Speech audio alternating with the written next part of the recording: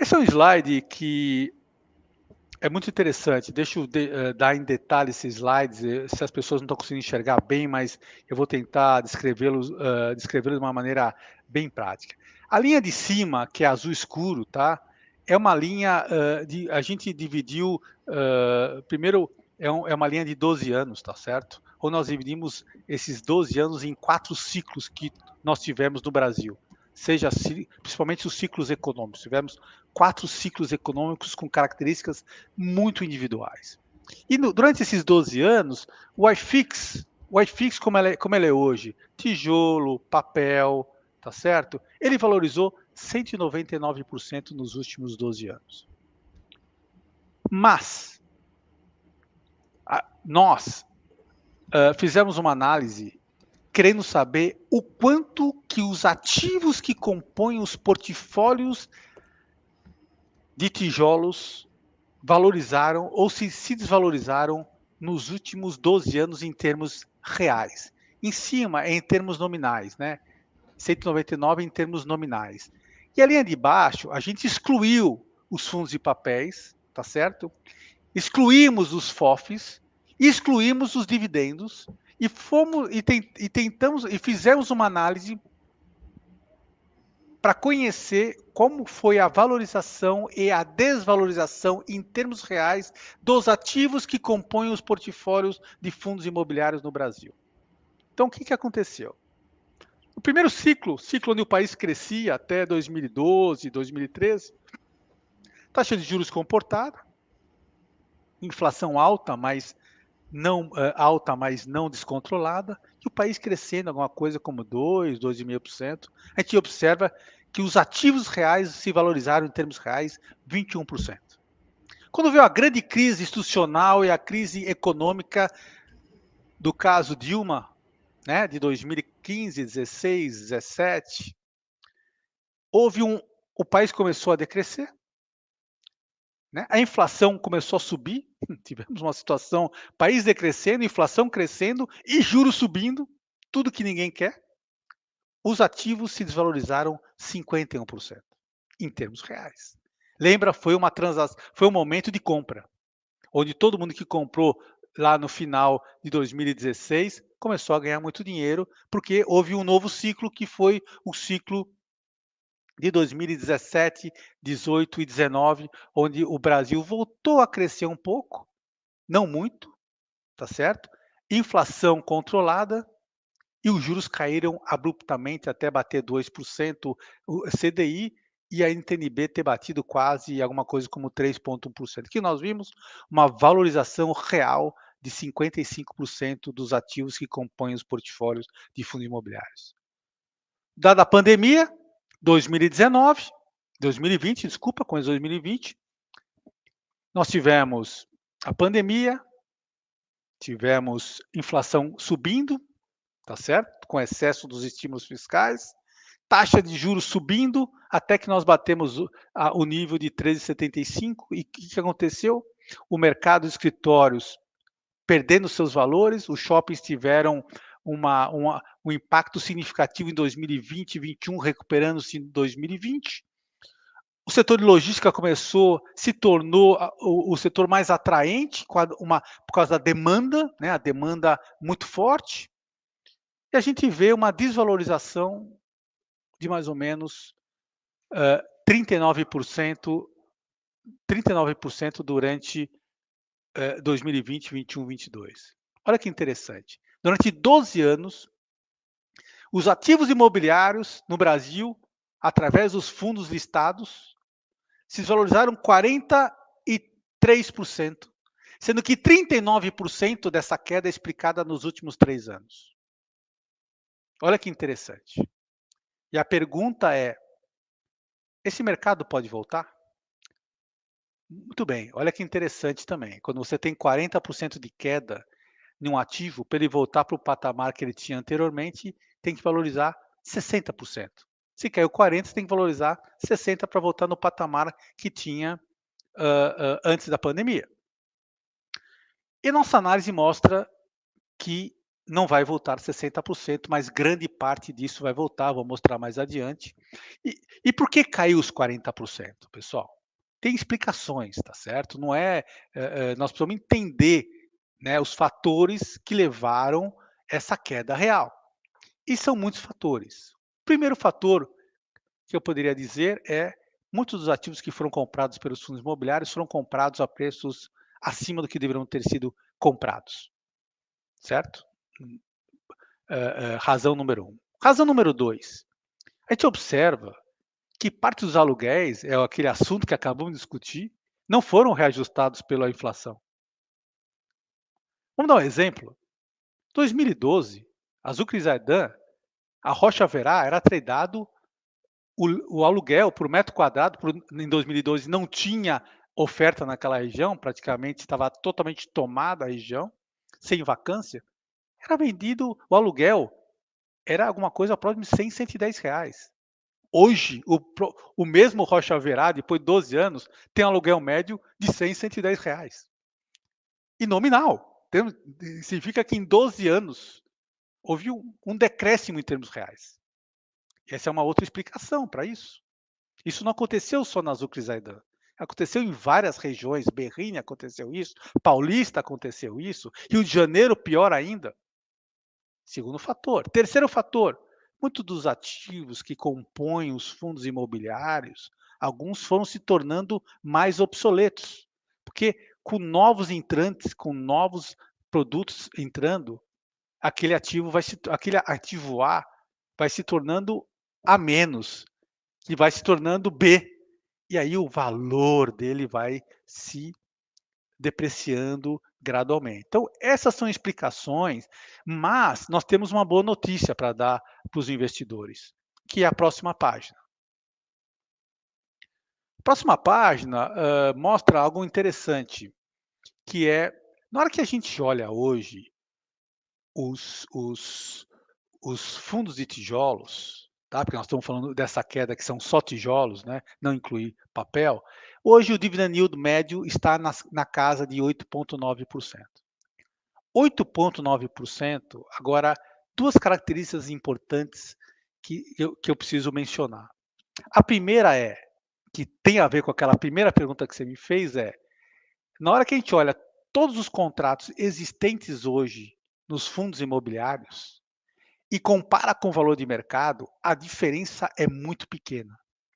Então, a probabilidade de queda de preço de aluguéis na média dos fundos imobiliários é muito baixa, porque ela já está a valor de mercado, tá? Primeira coisa. Segunda coisa, na hora que você pega as vacâncias de escritórios que estão no nível de 17,5%, de shopping center a vacância de 5%, de logística muito próximo a 5%. O que a gente vê? A gente vê que no final das contas, pessoal, na hora que você pega esse dividend yield de 8,9%, esse 8,9% é líquido das taxas de gestão e de administração, que é equivalente mais ou menos a alguma coisa como próximo a 9,5% de cap rate. Então, esse 8,9%, se você fosse transformar em ativos sem uma gestão, tá, ou sem gestão, tirando os custos de gestão, ele ia para um cap rate de 9,5%, porque quando você compra ativo, você compra antes do custo de gestão, tá certo? Não depois. 9,5%. Na hora que você pega esses ativos e joga para uma vacância técnica de alguma coisa, que a vacância técnica nesse mercado deveria ser alguma coisa como 5%, ou seja, num cenário mais otimista, nós estamos dizendo que o cap rate implícito dos ativos que estão nos fundos imobiliários é equivalente hoje a alguma coisa próxima a 10,5%. Mais inflação, porque o que eu disse, os aluguéis estão muito próximos a valores de mercado. Significa que, claro, para você ter a valorização dos aluguéis em função da inflação, é claro que você precisa ter um pouco de crescimento econômico. Se você não tiver crescimento econômico, os preços podem subir abaixo da inflação. Então, a pergunta é: alguém vende um portfólio diversificado, que é o tamanho do portfólio imobiliário, dos fundos imobiliários, dos fundos imobiliários, no seu conjunto a 10,5%? Eu acredito que não. Você não acha o conjunto desses portfólios, ele é praticamente irreplicável hoje. Então, quando você vê do ponto de vista macro, e não do ponto de vista micro, porque você hoje ele está tradado na média 10,5, tem coisa que está tradada a 8, tem coisa que está tradada a 15, né. Então, eu digo que nós estamos quase em um ponto de inflexão para a valorização dos fundos imobiliários. Agora, como eu disse, vai voltar os 60%, caiu 40, vai voltar a 60? Não, não vai voltar. Nosso estudo mostra que a probabilidade da valorização nos próximos 24 meses é alguma coisa próximo de 40% em termos nominais, que significa 30% em termos reais, tirando inflação, alguma coisa como 35%, que em termos reais, alguma coisa como 25%. Então, não vai subir 60, vai subir em termos reais 30%, baseado numa situação macro que a gente fez um teste baseado numa sensibilidade de taxa de juros. Nós fizemos uma análise indo de 6, que é o que está hoje, no patamar 6, 6,10 hoje, para patamares entre 5,5, 5 e 4,5. 4,5 é um cenário muito otimista, então não menciono esse 4,5. Mas entre 5 e 5,5 é muito razoável que a gente teria esse cenário nos próximos taxa real. Quando eu falo 5,5 é taxa real, NTNB. Então, a hora que a gente pega, vai nos modelos, coloca essa taxa de juros como custo de capital, você tem esse ganho de 40%. De onde que vem desses 40%? 16% vem de ganho de capital, 7,5% vem de inflação, porque a gente acredita que o país não vai crescer o suficiente para ser repassado 100% da inflação, porque ainda tem muita oferta, tá certo? O país cresce pouco e muita oferta, isso vai fazer com que, em vez de crescer 10%, que é a inflação que a gente acumula nos próximos 24 meses, só subiria 7,5%, mais os dividend yields nos próximos 2 anos, que a gente tem certeza que vai bater alguma coisa como 16% também. Na hora que você soma tudo isso, você tem 40%, líquido imposto 35%. Então, existe o que a gente observou nos últimos 12 meses? Apesar de ter, não o que aconteceu nos últimos 30 dias, tá? Vamos separar o que aconteceu nos últimos 30 dias e vamos pensar nos 12 meses anteriores aos últimos, excluindo os últimos 30 dias. A sensibilidade dos fundos imobiliários, dos preços das cotas, ele já não tinha uma sensibilidade tão grande em relação à taxa de juros, até outubro desse ano. Por quê? Porque quando a taxa de juros começou a subir abruptamente, tá certo? Os fundos imobiliários se adiantaram, os investidores se adiantaram e venderam. Então, a queda foi muito na frente do aumento da taxa de juros. Então, quando você pega qualquer correlação entre as taxas de juros, estou falando praticamente, vamos colocar dezembro de 2021 para outubro de 2022, a sensibilidade, a correlação era muito baixa. Essa correlação sempre teve historicamente a nível de 0,5, 0,55, estava mais a nível de 0,15, 0,20. Por quê? Porque o mercado se adiantou. E aí quando houve a expectativa, não esqueça em agosto, como houve a expectativa do que o Banco Central não iria mais subir taxa de juros.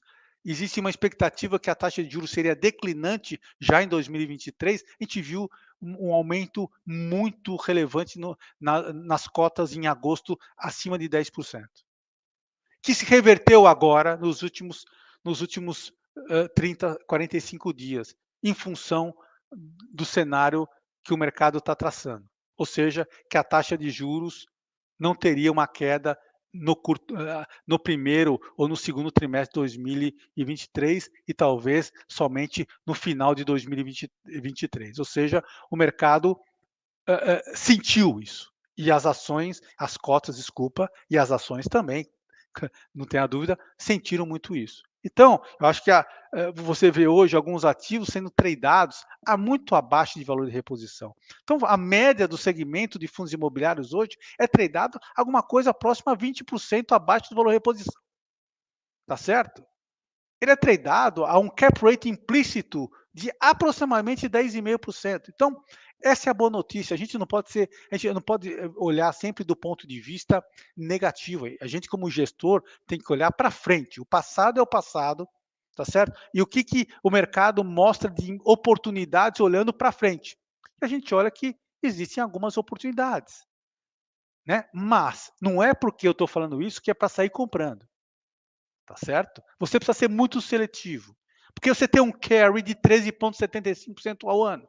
Então você precisa ser cada vez mais seletivo, tá certo? Você tem que comprar aquele ativo onde ele tem alta convicção, onde você sabe que fazendo chuva ou fazendo sol, aquele ativo tem uma proteção de capital. A nossa gestão é baseada em 3 tripés: yield, ganho de capital e proteção de capital. O que eu estou dizendo é, nesse momento, tá certo? Você tem que comprar yield, o yield tem que ser alto, e eu acho que os yields hoje estão altos. O ganho de capital tem que ser relevante, porque você tem um carrego muito grande, mas você tem que comprar olhando a proteção de capital. Proteção de capital é o que você acabou de falar não, o que você falou na pergunta inicial, inflação mais alguma coisa, mais o cap rate, e não cap rate com inflação dos aluguéis negativo. Então isso é proteção de capital. É aquele e proteção de capital você tem que olhar da maneira como nós descrevemos nos últimos 15 minutos, mas também através de uma coisa que é fundamental, que é o valor de reposição. Né? Chega um momento que você está num valor tão baixo que o valor de reposição te dá o conforto que você não está fazendo um mau negócio. E para a gente tomar decisão, que a gente toma no CCM11, a gente toma decisão baseada em valor de reposição, no valor do NAV, que é o valor do quanto a gente acha que vale o ativo, baseado num DCF, do fluxo de caixa descontado por ativo e olhando FFO yield, dividend yield. A gente não cai na armadilha de olhar só dividend yield. Não caiam nessa armadilha, tá certo? Por quê? Porque se tem muitos fundos alavancados. E se tem fundos alavancados, não necessariamente ele está pagando juros. Não necessariamente ele está pagando o principal. E você precisa ter o gestor profissional que está vendo isso, mês a mês, que vai acontecer no futuro desses ativos. Então, a recomendação aqui é: sejam muito cautelosos, sejam muito diligentes e usem um gestor que faça esse trabalho para vocês, investidores.